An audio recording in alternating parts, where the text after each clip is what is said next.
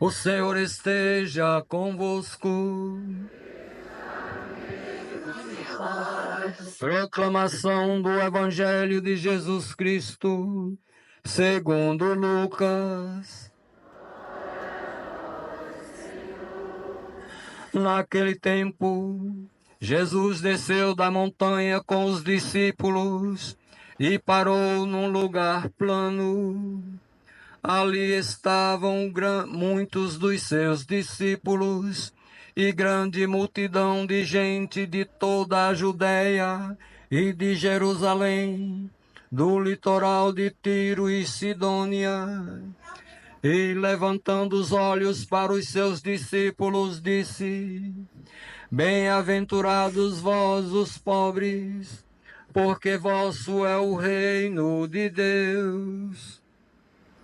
Bem-aventurados vós que agora tendes fome, porque sereis saciados. Bem-aventurados vós que agora chorais, porque havereis de rir. Bem-aventurados sereis quando os homens vos odiarem, vos expulsarem, vos insultarem e amaldiçoarem o vosso nome, por causa do Filho do Homem. Alegrai-vos neste dia e exultai, pois será grande a vossa recompensa no céu. Porque era assim que os antepassados deles tratavam os profetas.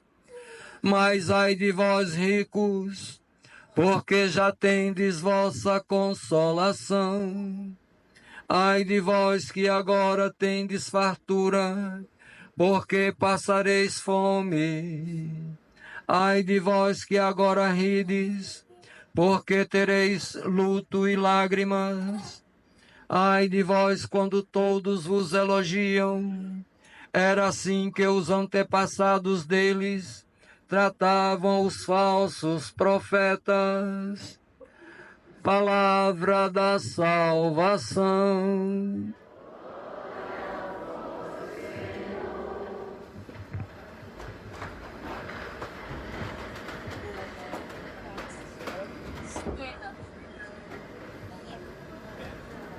Caríssimos irmãos e irmãs, a liturgia deste sexto domingo do tempo comum nos convida a lançarmos o olhar sobre a perícope bíblica das bem-aventuranças, segundo a narração lucana.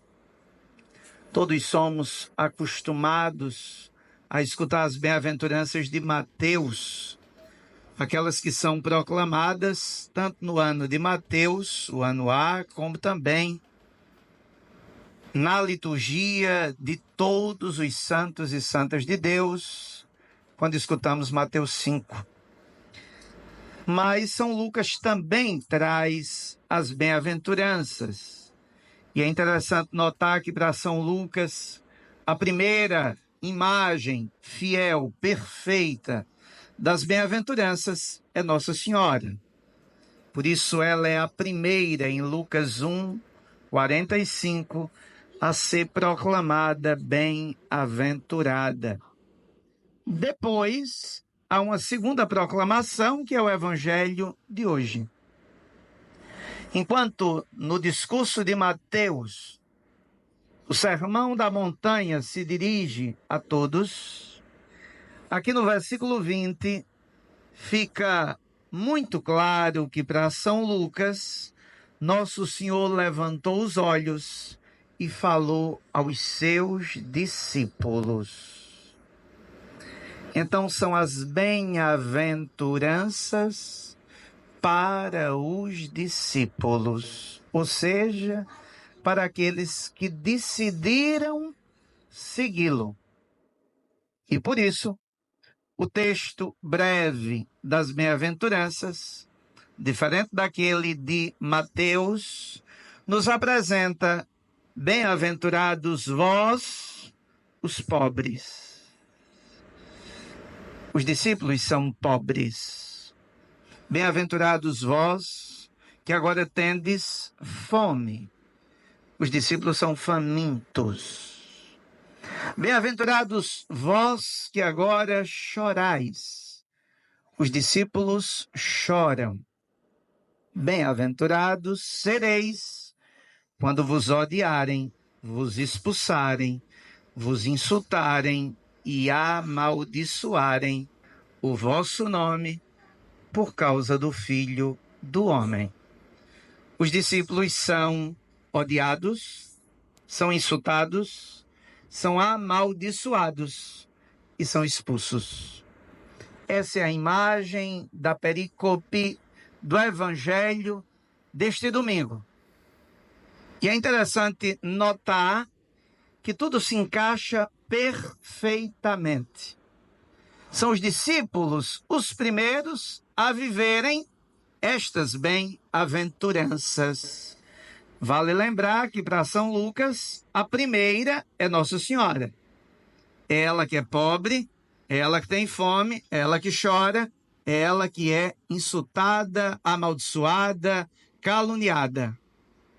Ela é a primeira imagem na literatura lucana. Depois os discípulos. E por quê? Porque para ser discípulo é importante ser pobre. E os pobres, segundo a literatura de São Lucas, pobres, que é um dos textos mais teológicos de Lucas, é o que ele mais desenvolve. Basta lembrar que há 15 dias, lá na sinagoga, Nosso Senhor dizia que veio evangelizar os pobres. São os pobres que irão estar atentos à sua voz e haverão de segui-lo. Os pobres, aqui no texto de São Lucas, significam aqueles que abandonaram as riquezas, abandonaram tudo aquilo que é terreno para viver uma vida em Deus. São aqueles que, nada tendo, colocam suas seguranças em Deus.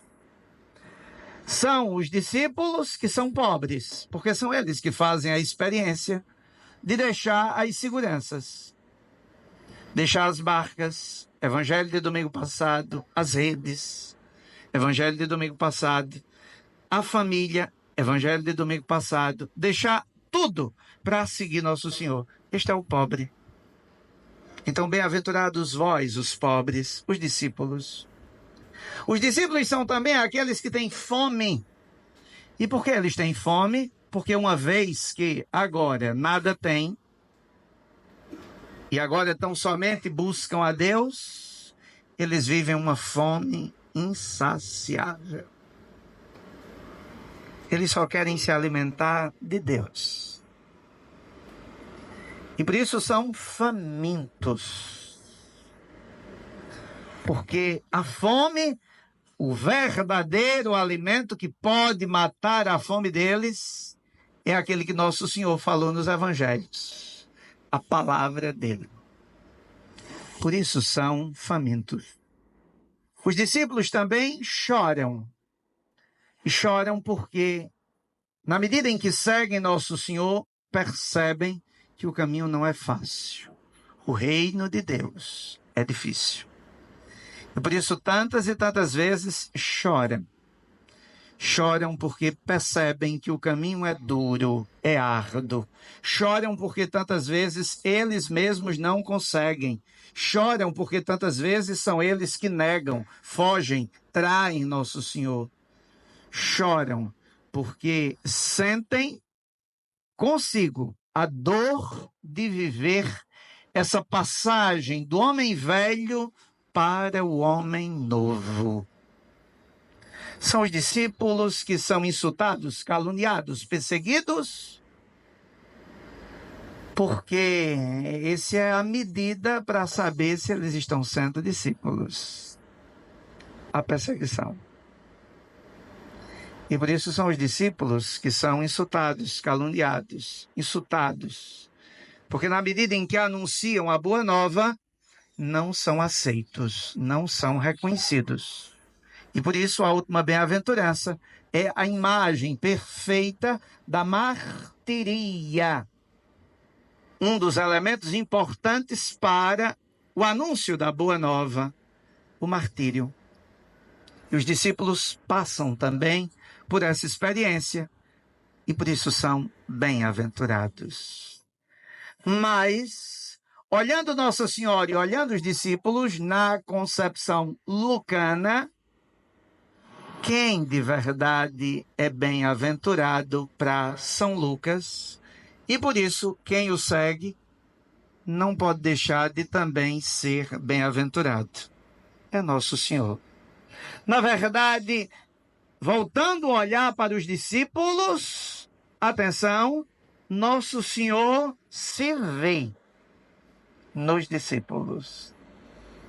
O olhar dele voltado para os discípulos é um olhar para aquilo que ele é o primeiro a viver.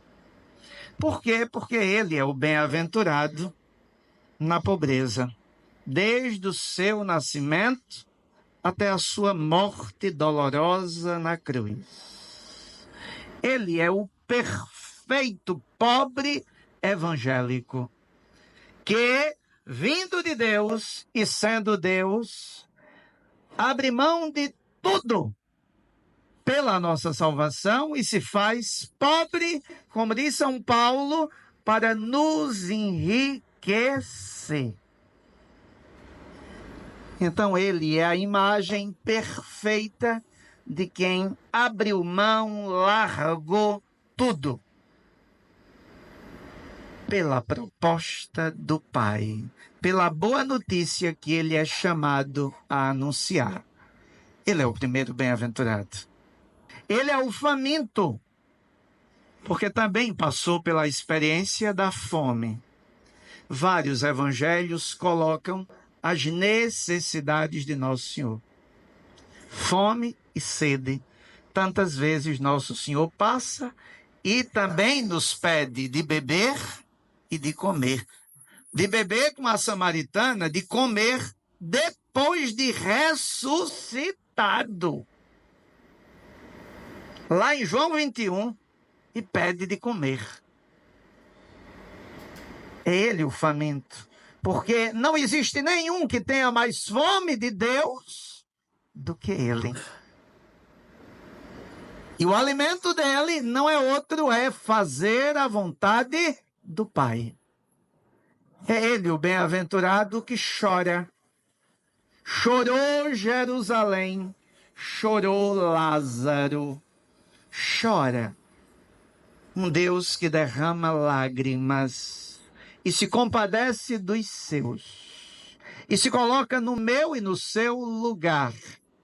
E chora porque Jerusalém o recusa. E na imagem de Jerusalém, a imagem de todos aqueles que o rejeitam. O choro dele é prefiguração da última bem-aventurança. É ele que é insultado, caluniado, perseguido, maltratado. E a prova disso é a cruz. Ou seja, encontramos os discípulos onde encontramos Cristo. Encontramos Cristo onde encontramos os discípulos. Concluo a homilia. Uma experiência missionária feita, tive a oportunidade de conviver numa região bastante pobre por alguns dias. Muitas crianças, muitas famílias. E à noite chega a notícia de que uma daquelas senhoras está com diarreia, vômito, cólicas, passando muito mal. E chamam o sacerdote. E é importante ir ao encontro dessa irmã que sofre. Chegando perto da casa, as crianças são as primeiras que correm e abraçam o sacerdote e o levam até a casa da mãe. A mãe está lá deitada no leito e é interessante ver o ambiente, um tanto quanto pobre. As casas praticamente de taipa. como era antigamente, e ainda existe muito aqui no nosso Nordeste. Uma situação dramática. Praticamente, sob a mesa, estava lá um pacote de açúcar, um pouco de óleo e 3 batatas. É o que tinha na casa daquela família. Os vizinhos, enquanto a mãe estava doente, tentaram cuidar das crianças. E os vizinhos, porque o pai havia viajado. O pai de vez em quando viajava para dar conta das 2, 3 mulheres que tinha fora daquela cidade e dos filhos outros que também possuía fora. E a pobre mãe estava ali aflita. E chegando perto da mãe, o drama do sofrimento, da dor, ela conta sua história e, de momento, ela se agarra diante da dor e do sofrimento no crucifixo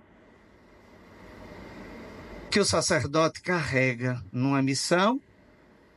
E, em poucas palavras, diz: diante de tudo o que estamos vivendo, Ele está conosco o tempo todo. Deus não falhou em nenhum momento. E se agarra chorando na cruz. Ali, amados irmãos e irmãs, está um sinal evidente, claro, do que é o Evangelho de hoje. Ali, o sacerdote encontrou Nosso Senhor. Ali encontrou a discípula. E encontrando a discípula, encontrou Nosso Senhor. E encontrando Nosso Senhor, encontrou a discípula, porque ela carregava em si as bem-aventuranças. Em síntese, as 4 bem-aventuranças querem tão somente significar o quê? Quem são os bem-aventurados? Bem-aventurados é uma analogia bíblica para falar dos santos. Quem são os santos? Os que abandonaram tudo nas mãos de Deus. Os que colocaram toda a sua confiança nele. O salmo da missa de hoje: é feliz quem a Deus se confia. Ali estava visível a confiança, a entrega. Ali estava a bem-aventurança da pobreza, da fome, do choro e das perseguições. Ali estava Nosso Senhor. É verdade que o Evangelho tem uma segunda parte e eu não vou desenvolvê-la. Me desculpem. Porque ao ai de vós ricos. Eu gostaria tão somente de dizer que em nenhum momento São Lucas quer fazer uma advertência que gere nas pessoas um entendimento de que estes estão salvos e estes estão condenados. Não é esta a teologia de São Lucas. Ele é o evangelista da misericórdia. Mas quando ele diz, ai de vós ricos, é só para chamar a atenção de uma coisa. A riqueza não é o caminho de Deus. Ele adverte. Ele admoesta. Cabe a cada um olhar e examinar sua vida e ver em quem nós estamos colocando a nossa confiança. Se é em Deus, ou nos bens, ou nas riquezas, ou nas coisas que passam. Ou, tantas e tantas vezes, nem colocamos, mas nos tornamos os primeiros a explorarmos aqueles que sofrem. Compactuando com o mundo excludente que, a cada dia que passa, deixa mais invisíveis à margem. É o Evangelho. Levem para casa essa mulher. dessa história que contei. E tentem fazer esse exame de consciência, olhando o caminho de santificação que todos nós trilhamos. As bem-aventuranças são o caminho seguro de santificação. Então vejam que não são as missas que eu participei, nem os textos que eu rezei, nem as procissões que eu fiz, nem as caridades que pratiquei. É a vivência das bem-aventuranças que faz a diferença, porque é quando eu as vivo que eu sou discípulo, que Ele está em mim, oração da missa de hoje, que Ele possa habitar em nós. E é quando Ele habita em mim que de verdade eu me torno o seu discípulo. Peçamos, caros filhos, a graça de verdadeiramente sermos aquilo ao qual fomos chamados pelo batismo. Bem-aventurados. Assim seja.